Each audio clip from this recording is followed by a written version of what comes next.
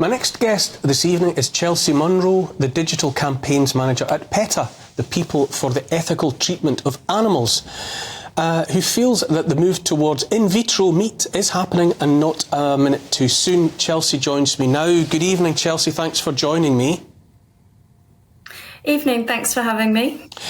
It seems like an obvious question I have to ask. Have you tried in vitro lab-grown meat? Have you sampled it? I haven't, no, and I don't feel the need to try it, as since giving up meat, I feel great in myself. However, I'm really very supportive of anybody who would choose lab-grown meat over an animal who's been slaughtered in an abattoir. Are you persuaded that lab-grown meat is better for the environment than livestock herds kept in the traditional way? Absolutely. Yeah, to put it into context, it takes 16 pounds of grain to produce 1 pound of meat. The way that we farm now uses so much water, energy and resources, and it's so wasteful that the United Nations has cited farming as one of the leading causes of climate changes.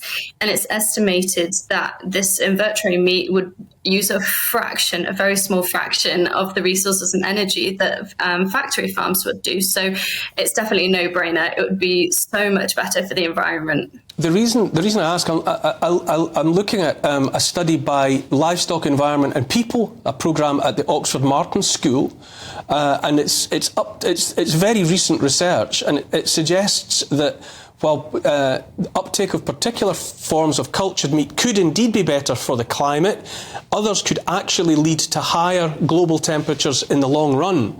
Now, I would say that it would seem that there isn't necessarily a consensus supporting the notion that lab-grown meat is definitely better for the environment in every case, and that is if a person subscribes to the notion that livestock is detrimental to the environment in any case. But I think it has to be fair to say that the jury is still out on whether it's better for the environment. So there would have to be better and other reasons for advocating a move to lab-grown meat than purely the environmental. There are. Yeah, I mean, animal rights is definitely one of the leading causes. Currently, right now in the UK, 300,000 chickens die every single day in the meat industry. We can take cells from animals without even harming them, and there's already cell lines available for scientists to use for lab-grown meat.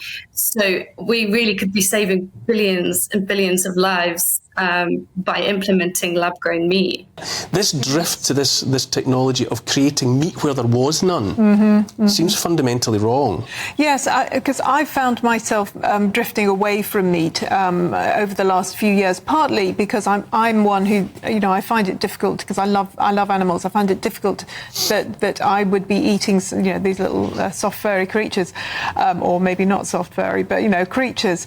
But at the same time, I really, if I'm going to do that, I would go to vegetables. I'd be pescatarian, maybe just to eat fish, etc., rather than have some kind of, as you say, Frankenstein meat product. It just doesn't feel right. There's a sense of control, and also, like with the electric vehicles, there are all sorts of hidden costs, hidden ways in which those are harming the environment. And I think that the production of processed meat, pretend meat, will have all sorts of ways of harming the environment, which you don't get, I think, with animals, personally.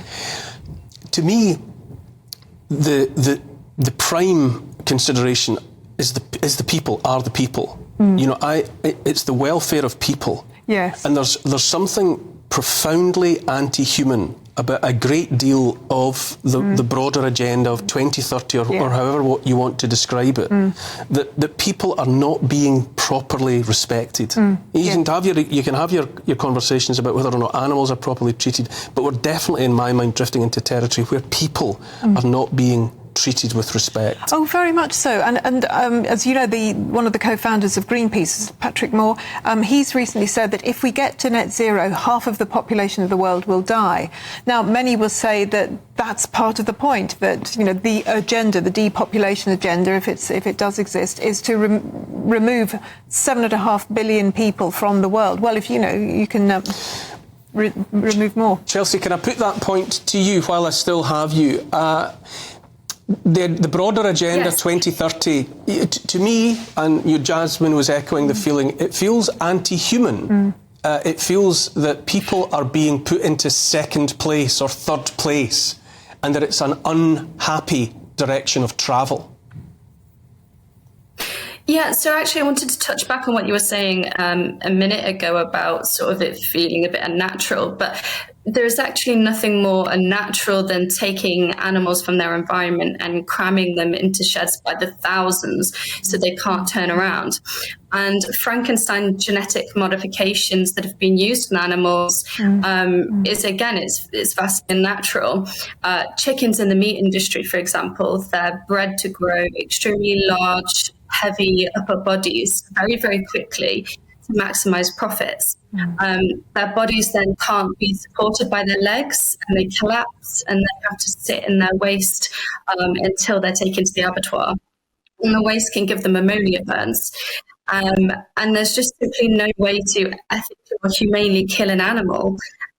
When their throats are slit and they're plunged into the defeathering tanks which stored them, there is just no way, whether that's a local farm or a farm further away, it's not humane. And I do completely agree that the best diet is oats, grain and fruits and vegetables, and I completely support that. But if we're looking at meat that's, from an animal who's been killed in an abattoir versus meat that's being grown in a clean and sterilised laboratory, that is definitely a better option.